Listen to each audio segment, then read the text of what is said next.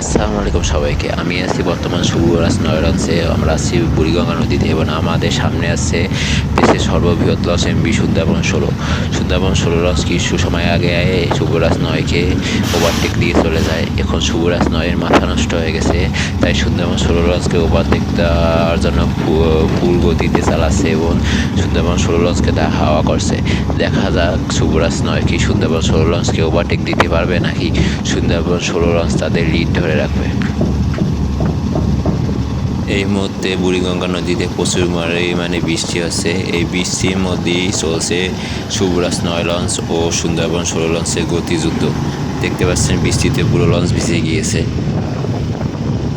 এই বৃষ্টির মধ্যে বুড়িগঙ্গা নদীকে দাপিয়ে দুই গতি দানবে চলছে গতিযুদ্ধ। এখন দেখা যাক শেষ পর্যন্ত কে বিজয়ী হয়, এমভি সুন্দরবন 16 লঞ্চ নাকি এমভি শুভরাজ 9 লঞ্চ। তো বিজয়ীকে দেখতে হলে পুরো ভিডিওটি দেখুন, আমাদের সাথে থাকুন। লঞ্চ ট্রাভেলার বাদন ও আজিজুল ওমি দুইটি ইউটিউব চ্যানেলে নিয়মিত লঞ্চ ভ্রমণ, লঞ্চ নিয়ে আপডেট ভ্রমণ ভিডিও আপলোড করা হয়। আপনারা যদি ভিডিওগুলো দেখতে চান তাহলে দুইটি চ্যানেল সাবস্ক্রাইব করে রাখতে পারেন। লঞ্চ ট্রাভেলার বাদন চ্যানেলে পারাবত 12 লঞ্চের কালবৈশাখী ঝড়ের মধ্যে ভ্রমণ ভিডিও আপলোড করা হয়েছে।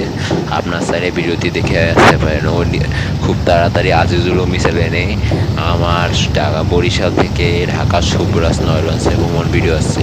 আপনারা যদি ভিডিওটি দেখতে চান তাহলে আমার আজিজুল ওমি চ্যানেলটি সাবস্ক্রাইব করে রাখতে পারেন। ও পারাবত 12 লঞ্চে যদি ঝড়ে ভ্রমণ ভিডিও দেখতে চান তাহলে লঞ্চ ট্রাভেল বাদন ইউটিউব চ্যানেলটি সাবস্ক্রাইব করে রাখতে পারেন। ধন্যবাদ। তো আমি আর বেশি কথা বলবো না, আপনারা শুভরাজ 9 লঞ্চ ও সুন্দরবন 16 লঞ্চের গতিযুদ্ধ উপভোগ করুন।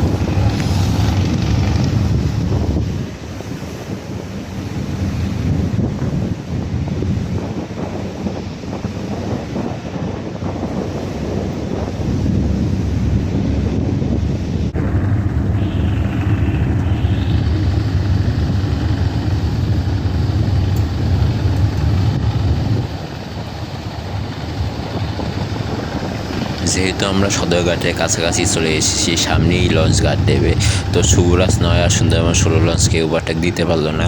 এবারে বিজয়ী সুন্দরবন 16 লঞ্চ।